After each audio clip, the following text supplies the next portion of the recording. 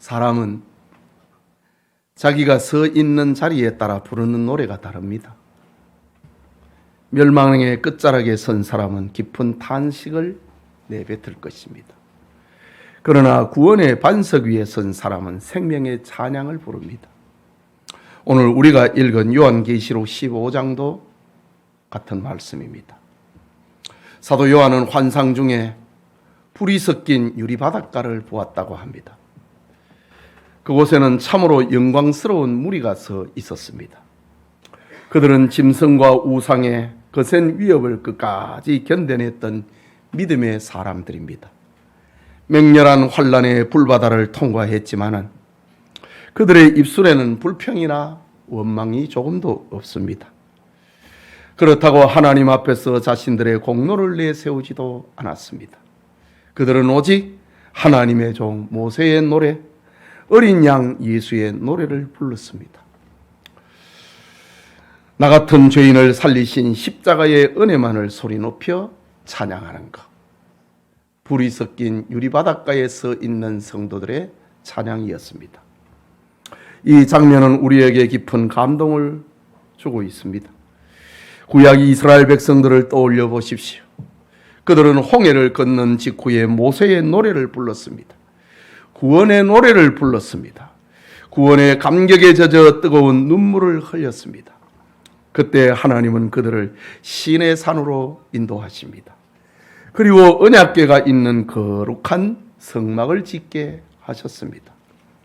오늘 본문도 똑같은 영적 질서를 가지고 본문을 우리에게 계시합니다. 영적 이스라엘인 교회가 심판의 바다를 무사히 건넜습니다. 그리고 어린 양을 향해 승리의 찬양을 올려드립니다. 그러자 곧바로 5절에 하늘의 증거의 장막 성전이 활짝 열리는 환상을 보았습니다. 이것은 우주적인 출애굽의 위대한 완성을 말하는 겁니다. 하나님은 곧 세상을 향해 마지막 진노를 쏟으실 것입니다. 그러나 그 무서운 심판 앞에서 당신의 피로 값주고 사신 교회의 안전을 먼저 보여주고 있습니다. 성도들에게 심판의 날은 두려움이나 파멸의 날이 아니라는 것이지요. 그날은 거짓된 세상이 무너지고 어린 양의 통치가 시작되는 영광스러운 해방의 날이라는 사실을 알려주고 있습니다. 이제 하늘에서 세상을 향한 7 대접의 심판이 준비가 되고 있습니다. 이 시간 재앙을 준비하는 7 천사라는 제목으로 계시록 강해 계속하고자 합니다. 말씀을 통해 우리를 둘러싼 세속의 껍데기들이 온전히 벗겨지고 오직 십자가의 진리만을 가슴에 담는 그런 은혜가 우리에게 있기를 소원합니다. 먼저 하늘에 열린 증거의 장막의 성전입니다. 읽은 5절 말씀을 다시 봅니다. 이 일 후에 압달락은 불이 섞인 유리 바다를 걷는 사람들의 찬양의 내용이지요. 이 일 후에 내가 보니 하늘의 증거 장막의 성전이 열리며 라고 말씀합니다. 요한은 짐승의 세력을 이기고 벗어난 이들이 불이 섞인 유리바닷가에 서서 어린 양의 구원을 찬양을 하는 장엄한 천상의 예배의 모습을 목격했습니다. 그런데 그 감격스러운 찬양이 끝나자마자 요한의 눈에 또 다른 거대한 영적 환상이 펼쳐지는 겁니다.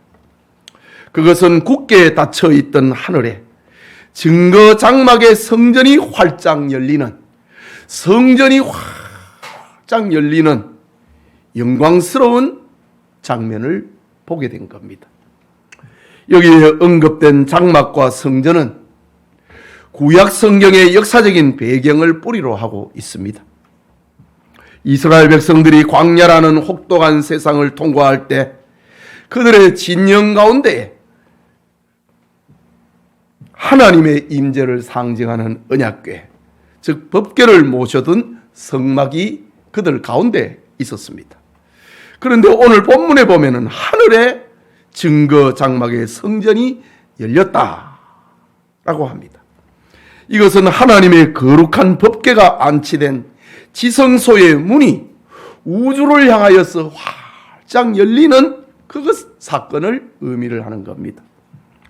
이것은 실로 엄청나고 두려운 우주적인 사건입니다.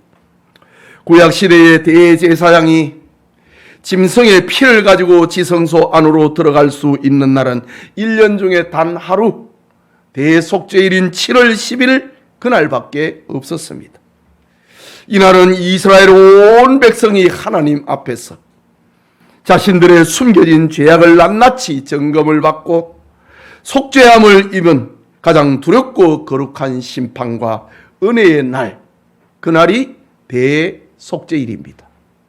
그날에 지성소의 문이 열립니다.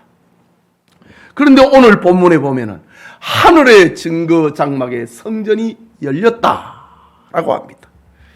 특별히 5절에 열리며라고 번역되어 있는 이 헬라말 에노게인, 이 단어는 문법적으로 부정과거 수동태입니다. 이것은 하늘의 성전의 문이 우연히 열렸거나 천사들의 힘으로 열린 것이 아니고 심판주 하나님에 의해 주권적으로 그리고 단호하게 그리고 돌이킬 수 없도록 열렸다라는 것을 강조하는 문법적인 구조입니다. 종교개혁자 존 칼빈은 본문을 주애를 하면서 하늘의 지성소가 열린 것은 오랫동안 은밀하게 감추어져 있던 하나님의 공의로운 심판 계획이 역사의 표면 위로 만천하에 드러나며 피조물을 향한 언약적 심판이 본격적으로 발동되었음을 의미하는 것이다 라고 본문을 주석합니다. 즉 사도 요한이 바라보았던 성전은 인간이 콘크리트나 벽돌로 쌓아 올린 땅의 지성소가 아니었습니다. 하늘에 있는 참된 성전이었습니다. 요한계시록 21장 22절을 보면은 성 안에서 내가 성전을 보지 못하였으니 이는 주 하나님 곧 전능하신 이와 및 어린 양이 그 성전이심이니라 고 선언합니다.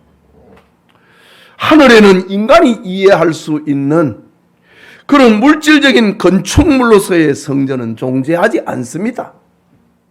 어린 양이신 예수 그리스도, 우리를 위하여 십자가에 찢겨 죽으심으로 지성소의 휘장을 갈라내신 주님 자신이 바로 하늘의 성전이다. 성전은 하나님의 임재의 장소입니다. 그러니 천국은 따로 임재의 장소를 구분할 필요가 없는 겁니다. 예수 그리스도 자신이 성전이요, 천국 그 자체가 성전이라는 말입니다.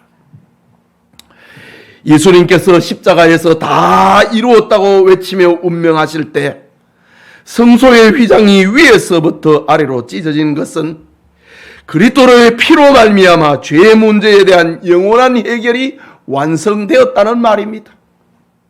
예수님의 육체를 통하여 예수님의 죽으신 사건을 통하여서 죄의 문제는 이렇게 해결이 된다. 그것을 만천하에 알린 사건이 바로 그리스도의 십자가 죽으심입니다. 본문의 인류의 마지막 심판이 집행이 되는 그 절체절명의 순간에 하늘의 성전이 열렸다라고 합니다. 그러면은 심판의 주체가 누구인가를 명확하게 보여주고 있는 겁니다. 인류의 운명을 결정을 짓는 것은 첨단 과학 문명이나 무기가 아니라는 사실이지요. 우주선을 쏘아 올리는 항공우주과학이나 생명을 연장하는 유전공학이 인류의 마지막을 장식하는 것이 아니라는 말입니다. 로마서 11장 36절의 말씀처럼 이는 만물이 주에게서 나오고 주로 말미암고 주에게로 돌아간다 라는 말씀대로 인류의 최종 심판은 오직 창조주 하나님이십니다. 출애굽기 25장 22절에 하나님은 언약궤 위 지성소를 가리키면서 말씀하십니다. 거기서 내가 너와 만나고 속죄소 위 증거의 궤 위에 있는 두 그룹 사이에서 내가 이스라엘 자손을 위하여 내게 명령할 모든 일을 네게 이르리라. 법궤 가운데서, 언약궤 가운데서 언약궤를 덮고 있는 두 그룹 사이에서 내가 거기서 너를 만나고 너희에게 말하겠다 라고 말씀하셨습니다. 즉 창조주 하나님이 타락한 인류를 만나시고 축복하시고 심판하시는 유일한 장소는 세상의 권력기관인 청와대나 국회가 아니고 학문을 연구하는 대학의 연구실도 아니고 하나님은 오직 언약의 피가 뿌려져 있는 참된 성전에서만 인류를 상대하신다 라고 합니다. 하나님께서 지금 이 인류의 마지막 심판을 행사하기 위해서 일곱 천사에게 일곱 대접을 주면서 하나씩 땅에 쏟아 부으라고 합니다. 그러면서 하늘의 성전의 문이 열렸다. 죄를 점검을 한다. 라는 말입니다. 대속죄일에 짐승의 피를 들고 대제사장이 성전의 지성소에 들어갔던 것처럼 지성소의 휘장을 열어 제치고 지성소에 들어가서 죄를 점검을 받았던 것처럼 이 인류의 마지막 날에 하늘의 성전의 문이 열리고 하나님께서 죄를 점검을 하신다. 여러분, 우리는 이 계시의 말씀 성경을 통하여서 영적인 현실을 직시해야 합니다. 인류는 세상의 위대한 영웅 호건이나 성인 군자의 도덕적 잣대 앞에서 심판을 받는 것이 아닙니다. 헌법 앞에서 재판을 받는 것도 아닙니다. 또한 자기 양심의 법정에서 심판받는 것도 아닙니다. 우리는 언약궤가 놓여있는 하늘의 성전에서 십자가의 복음이라고 하는 언약의 잣대대로 죄를 점검받고 심판을 받게 됩니다. 전도서 12장 14절에 말씀하셨지요. 하나님은 모든 행위와 모든 은밀한 일을 선악간에 심판하시리라. 히브리서 9장 27절에는 한 번 죽는 것은 사람에게 정해진 것이요 그 후에는 심판이 있으리라 고 말씀합니다. 우리의 모든 행위와 구원은 오직 하나님의 성전 예수 그리스도의 십자가 언약 앞에서 결판이 난다. 그 앞에서 우리는 점검을 받는다 라는 겁니다. 이 진리를 깨닫고 겸손하고 하나님의 은혜를 사모하는 성도님들이 되시길 축복합니다. 그게 둘째로 성전에서 나온 일곱 천사입니다. 6절의 말씀 같이 읽겠습니다. 일곱 재앙을 가진 일곱 천사가 성전으로부터 나와 맑고 빛난 세마포 옷을 입고 가슴에 금띠를 띠고 라고 말씀합니다.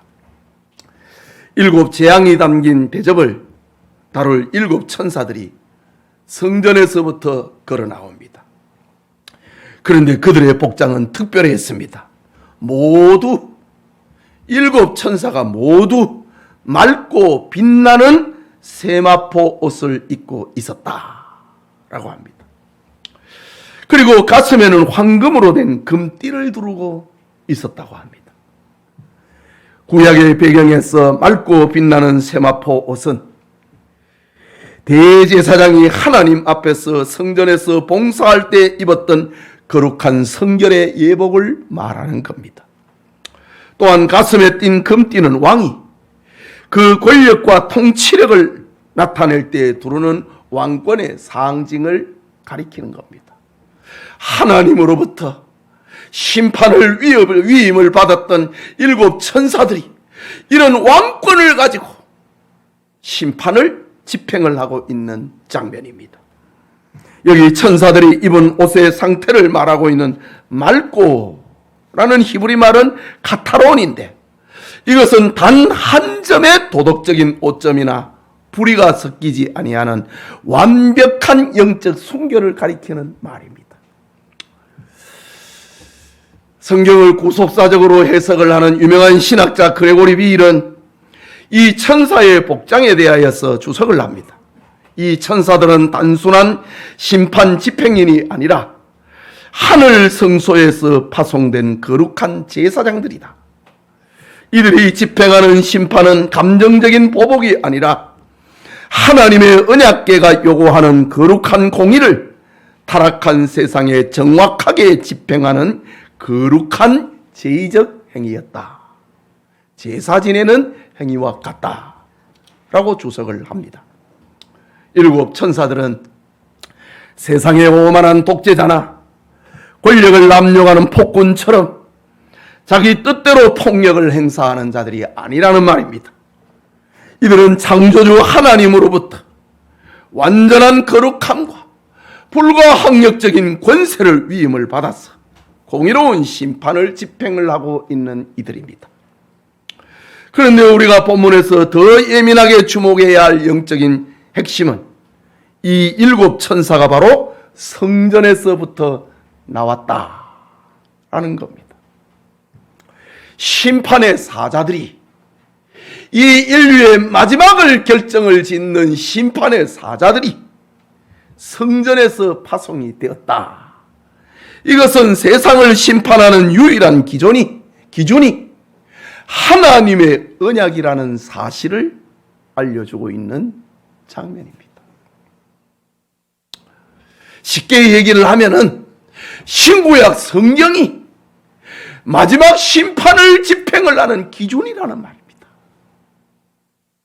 하나님의 말씀이 하나님의 입에서 나온 것입니다.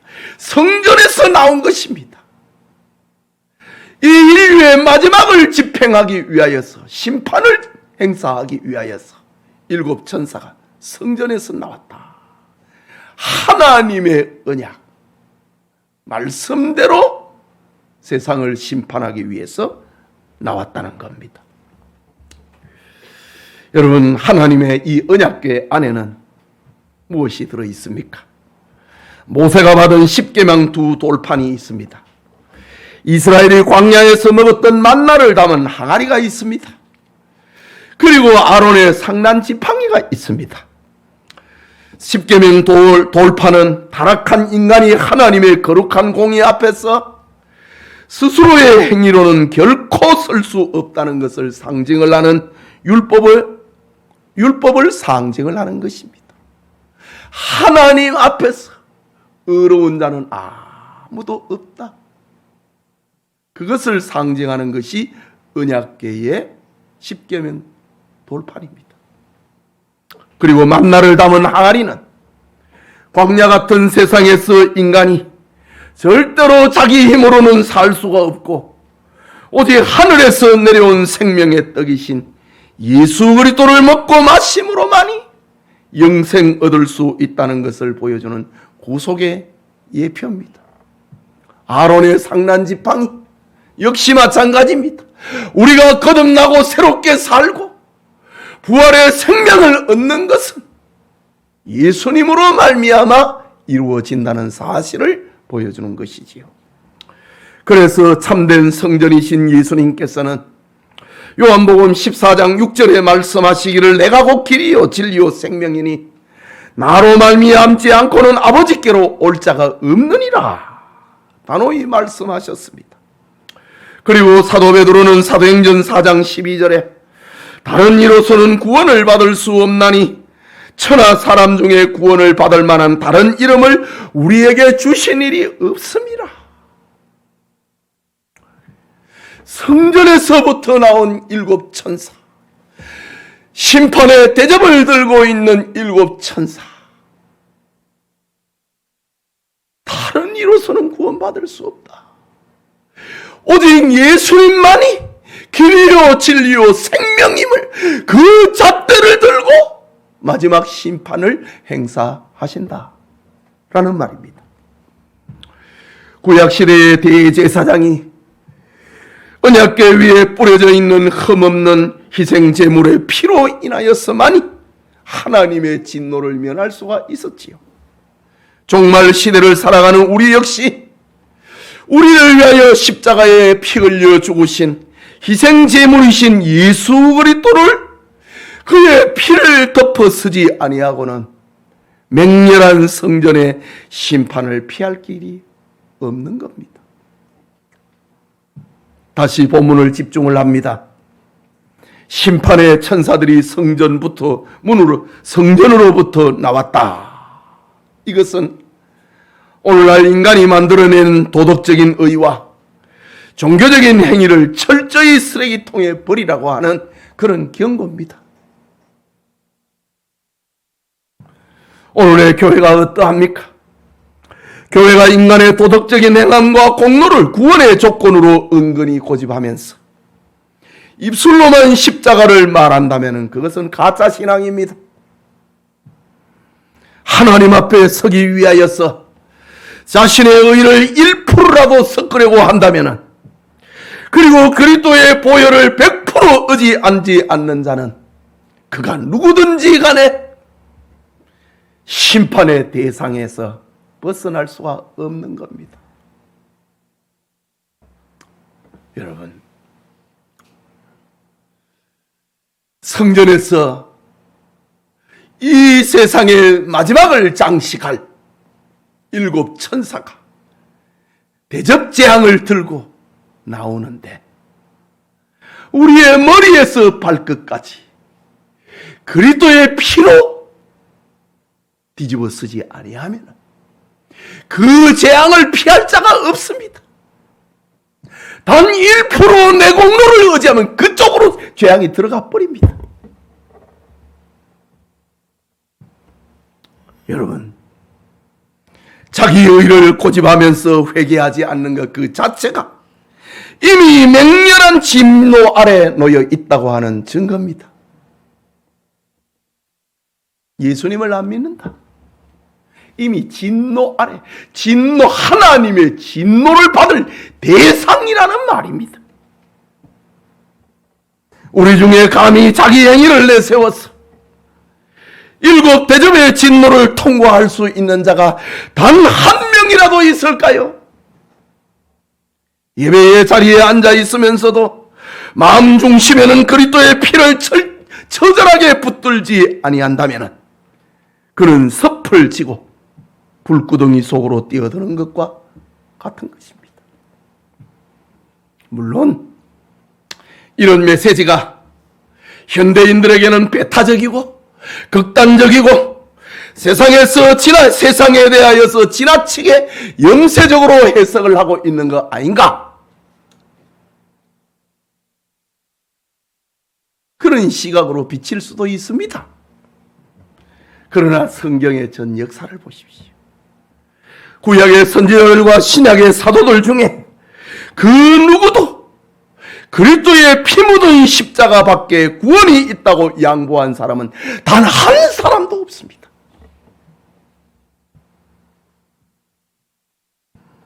이것은 배타적이고 극단적이고 세상에 대해서 너무 염세적으로 보는 거 아니고 그거하고 상관없습니다.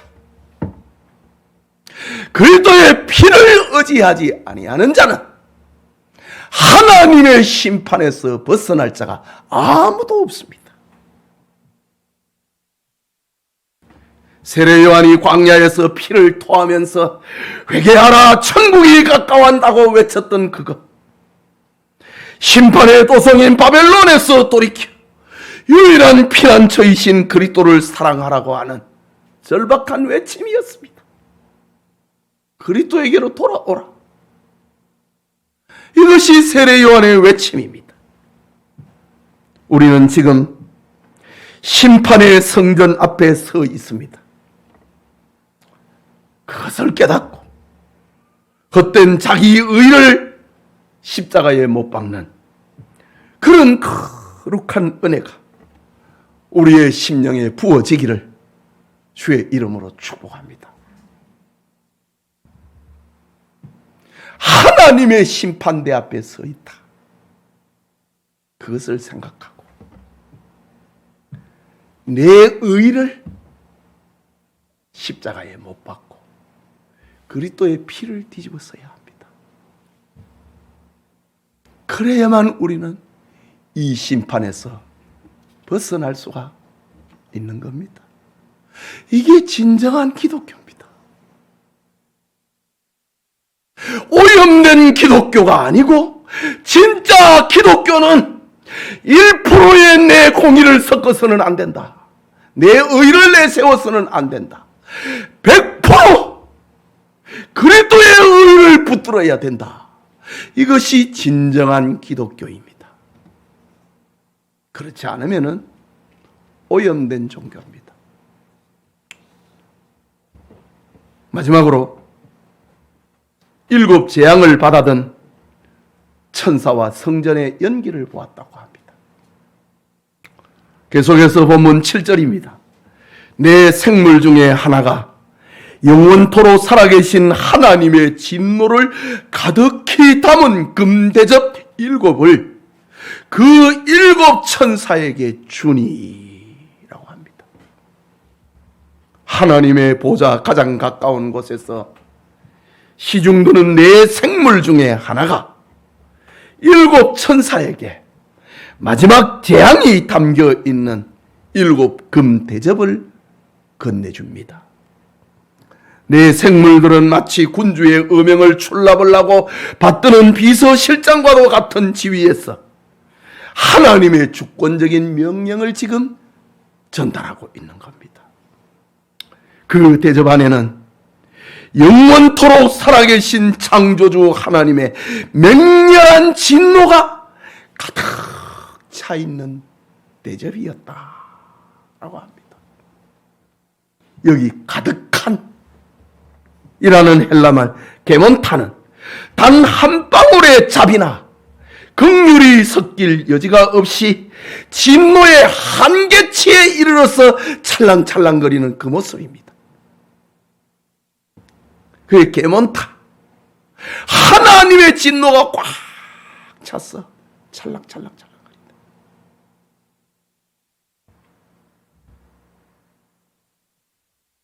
그 한 방울만 떨어져도 종말입니다. 거기에는 한 방울의 자비도 없습니다. 창세로부터 지금까지 참으셨던 하나님의 진노를 확 담아놓았던 7 금대접이다 라고 합니다. 이 얼마나 무서운 장면입니까? 진노가 찰랑찰랑거리고 있다. 이제 이어질 요한계시록 16장 1절에서 하늘의 음성은 천사들에게 이 진노의 7 대접을 지체 없이 땅에 쏟으라. 이 16장부터 나오는 말씀입니다. 여러분, 이것은 계시의 환상이지만은 동시에 우리가 2 발을 딛고 살아가는 이 현장, 이 세상의 영적 현실입니다. 이제 곧 찰랑찰랑거리 넘치는 그 진노가 쏟아지려고 하는 찰나에 우리는 2 발을 땅에 딛고 살고 있다는 말입니다. 우리가 살아가는 이 세상은 화려한 네온사인과 발전하는 경제 속에서 평안해 보이지만은 영적인 눈으로 보면은 하나님의 맹렬한 진노가 금대접에서 쏟아질 날만을 기다리는 폭발 직전의 시한폭탄과도 같은 시대를 우리가 살고 있는 겁니다. 하나가 떨어지면 끝이다. 그럼에도 불구하고 오늘날 많은 신자들이 구원의 주 되신 그리스도를 뜨겁게 사랑하지 못하고 십자가를 소망하지 못하는 이유가 무엇일까요? 심판이 바로 우리 앞에 임박해 있는데 그리스도를 사랑하지 못하고 십자가를 소망하지 못하는 이유가 무엇일까?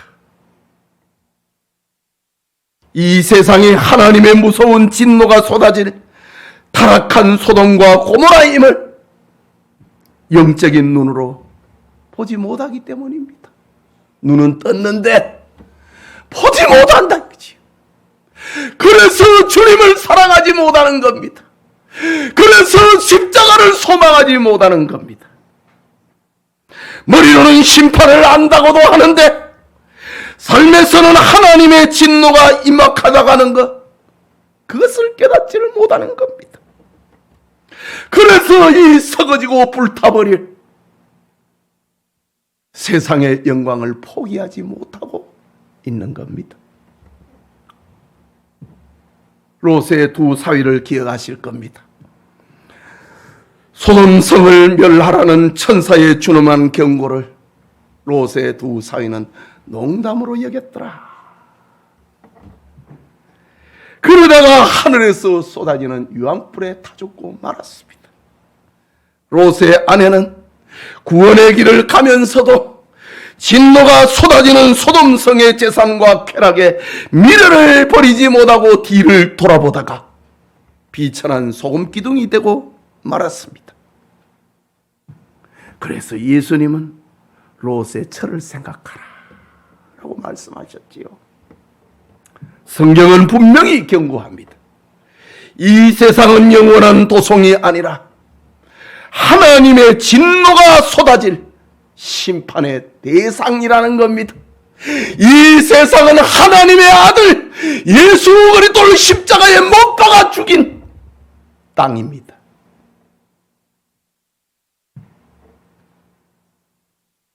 자기 백성 구원의 수가 완성이 되면 하나님께서는 태워버린다고 합니다.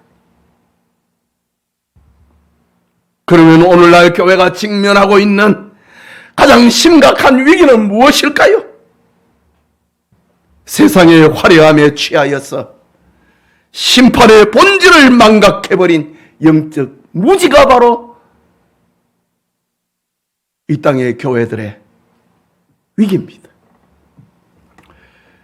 교회가 죄악된 세상의 실체를 분별하지 못한다는 것은 그것은 죄인 구원을 하러 오신 그리스도의 십자가의 가치를 무시하고 있다는 겁니다. 십자가의 가치에 대해서 무지하고 있다는 것입니다. 만약 지금 이 순간에 여러분의 마음이 그리스도의 십자가보다 세상의 돈이나 권력, 자녀의 성공이나 육신의 안락함에 더 큰 비중을 차지하고 있다면, 그것을 붙잡고 있다면 그런 타락한 자신을 미워하고 영적으로 통곡해야 합니다. 이것이 하나님의 메시지입니다. 절대로 인간이니까 어쩔 수 없다, 이렇게 자신을 합리화하거나 타협하지 말아야 됩니다. 우리의 죄가 커져가는 이유가 무엇입니까? 인간은 어쩔 수 없다, 자기 합리화를 통하여서 우리의 죄는 더 커져가고 하나님의 진노는 더 깊어가는 것입니다. 우리의 내면이 세상을 향한 탐욕을 미워하고 우리의 내면을 십자가에 못 박을 때 생명이신 그리스도로 충만하게 채워진다는 사실을 우리는 잊지 말아야 하는 겁니다. 여러분, 초대교회 성도들이, 본서를 읽고 있는 성도들이 도미시안 황제에 의해서 그 박해 가운데서도 환난을 이길 수 있는 그 힘이 어디로부터 왔다고 생각합니까? 자기를 십자가에 못 박은 겁니다. 이 세상에 소망을 두지 않았기 때문에 환난을 이길 수 있었던 겁니다. 세상에 미련을 두면은 롯의 처처럼 소금 기둥이 되어버립니다. 하나님의 말씀을 농담으로 여기면은 롯의 두 사위처럼 소돔성이 불탈 때 같이 타버리고 맙니다. 예수님은 말씀하셨습니다.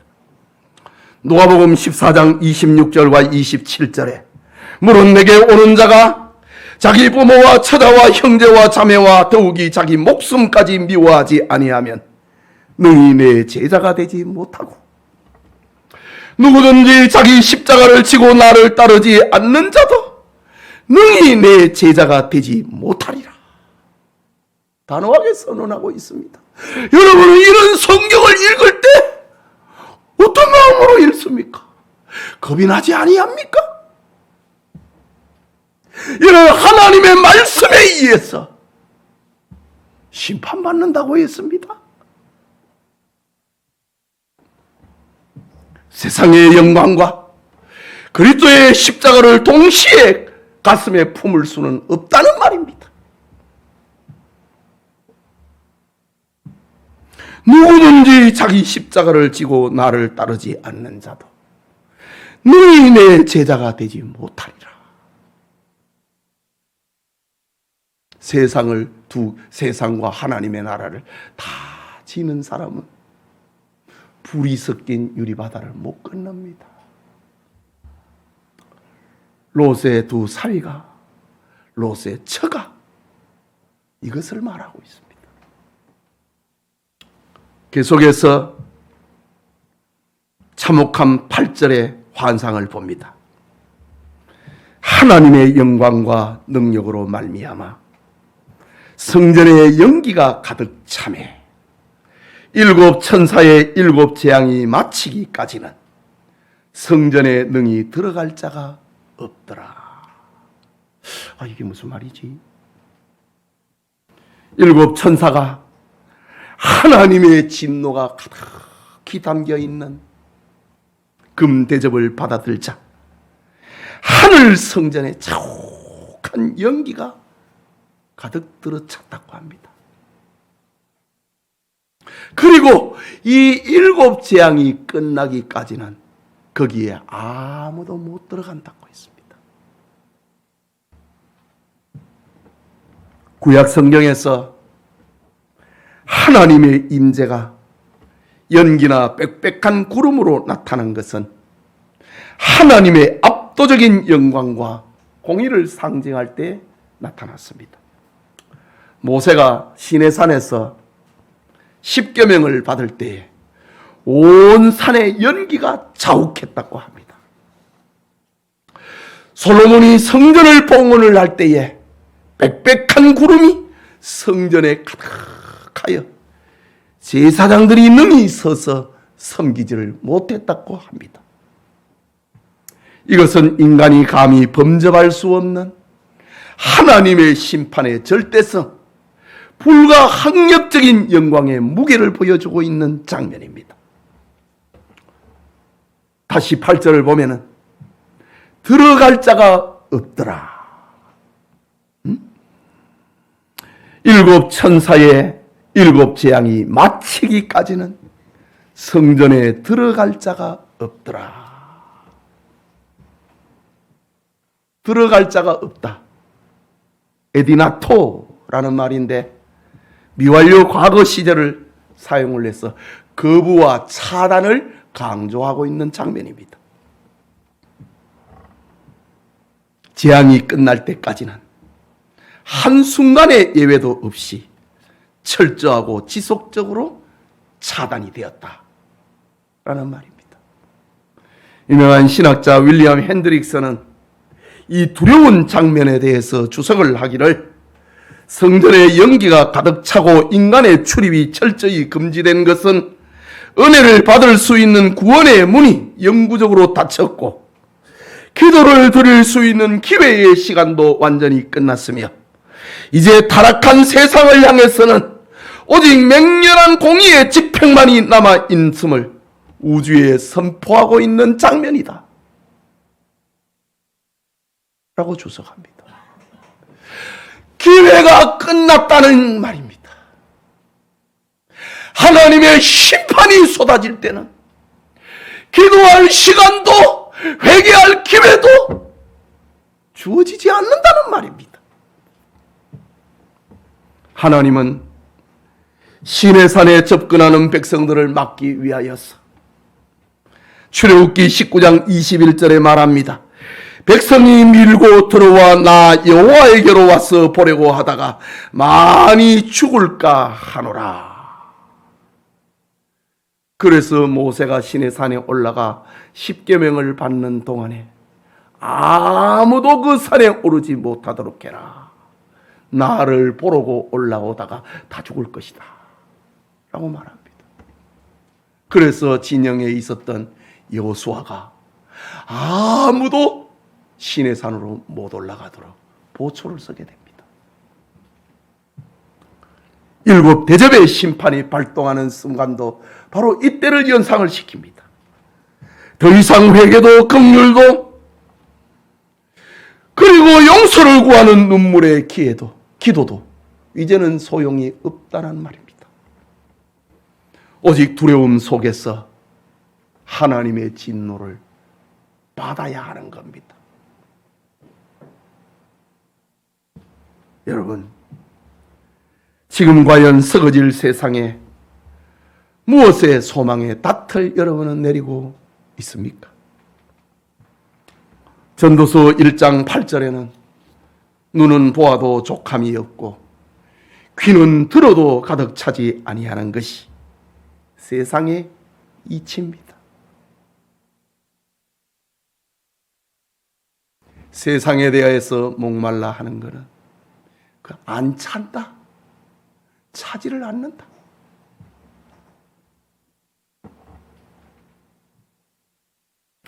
베드로전서 1장 24절에 모든 육체는 풀과 같고 모든 영광은 풀의 꽃과 같으니 풀은 마르고 꽃은 떨어지되 오직 주의 말씀은 세세토록 있도다. 인생의 허물을 일깨워주고 있습니다. 사람이 무엇으로 사는가를 알려주고 있습니다. 무엇을 소망해야 하는가를 알려주고 있습니다. 진노의 대접이 쏟아지는 멸망의 세상에서 우리의 유일하고도 절대적인 소망은 오직 우리를 위하여 피 흘리신 예수 그리스도 한 분밖에 없다는 사실을 말하고 있습니다. 쓸데없는 인간적인 열심으로 하나님을 기쁘시려 하려 착각하지 말아야 합니다. 죄인인 우리가 하나님을 기쁘시게 하는 유일한 길은 하늘 지성소의 제물이 되신 예수 그리스도를 나의 전부로 삼고 그분을 사랑하는 것밖에 없습니다. 이 하늘의 진리를 깨닫는 우리 성도님들 되시길 축복합니다. 성도 여러분, 오늘 우리가 받은 본문의 말씀은 우주적인 마지막 심판의 순간에 인류가 서야 할 법정은 세상의 도덕이나 철학이나 자기 양심이 아님을 뼈저리게 가르쳐주고 있습니다. 우리는 언약궤가 놓여있는 하늘의 거룩한 성전, 바로 십자가의 복음이라는 절대적 기준 앞에 서서 영원한 심판과 구원을 점검받게 될 것입니다. 우리를 이 무서운 심판에서 건져내어 하나님의 진노를 넘어가게 하는 유일한 길은 우리의 헛된 행위를 포기하고 생명의 언약이신 예수 그리스도의 피를 온전히 뒤집어 쓰는 겁니다. 출애굽하는 날 이스라엘 백성들이 양의 피를 자신들이 머물고 있는 문설주와 임방에 바를 때에 죽음의 천사가 넘어갔던 것처럼 우리가 하나님의 심판에서 벗어나는 길은 예수 그리스도의 피를 머리끝에서 발끝까지 뒤집어 쓰는 것입니다. 우리가 호흡하는 이 화려한 세상은 머지않아 하나님의 맹렬한 진노의 대접이 쏟아질 심판의 도성입니다. 아벨은 이 진리를 알았기에 믿음으로 자기 목숨을 드렸고, 에녹은 믿음으로 세상과 타협하지 않고 하나님과 동행했습니다. 노아는 이 진리를 알았기에 사람들의 조롱 속에서 산꼭대기에서 묵묵히 방주를 지었습니다. 아브라함 역시 이 진리를 알았기에 세상의 기득권을 버리고 본토 친척 아비집을 떠나 말씀을 쫓아가는 순례자의 길을 걸었던 겁니다. 여러분, 하늘 성전에 연기가 가득 차고 심판이 발동하면 주님과 교제할 수 있는 은혜의 시간은 영원히 끝납니다. 은혜의 보좌로 나아가는 문이 닫혀버립니다. 그때는 아무리 피눈물을 흘리며 회개하고 기도해도 아무 소용이 없습니다. 아니, 회개가 안 나옵니다. 그러나 여러분, 다행스럽게도 우리는 지금 하나님의 긍휼이 베풀어지고 있는, 하나님의 은혜가 내리고 있는 이 은혜의 때를 살고 있다는 사실입니다. 하늘의 성전문이 닫히기 전에 아직 기회가 주어져 있는 이 시간에 철저히 세상을 향한 탐욕을 회개해야 합니다. 날마다 자신을 쳐서 하나님의 말씀 앞에 복종을 시키고 영적으로 근신하여 오직 십자가에 못 박히신 어린 양 예수 그리스도를 목숨을 다해 사랑하는 겁니다. 주님을 사랑하는 자만이 마지막 심판을 벗어날 수가 있습니다. 우리 성도님들에게 종말의 심판을 벗어나는 그런 은혜가 함께하기를 축복합니다. 우리 말씀을 생각하고 같이 기도하겠습니다.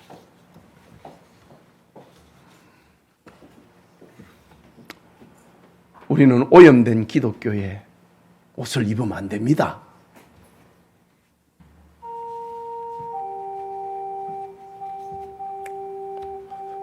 순전한 기독교.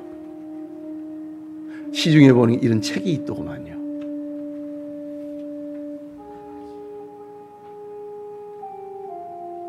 오염된 기독교가 아니고 순전한 기독교. 우리는 그것을 따라가는 자가 되어야 됩니다. 머리끝에서 발끝까지 그리스도의 피로 덮어쓰지 아니하면 재앙을 피할 길이 없습니다. 하나님 앞에서 우리의 공로는 1%도 없습니다. 100% 주님만을 의지해야 합니다. 이것이 불이 섞인 유리바다를 걷는 성도들의 노래입니다. 자기를 자랑하지 않아. 모세의 노래, 어린 양의 노래, 그것이 찬양의 전부였습니다. 우리 역시 그리 될 것입니다. 말씀을 생각하고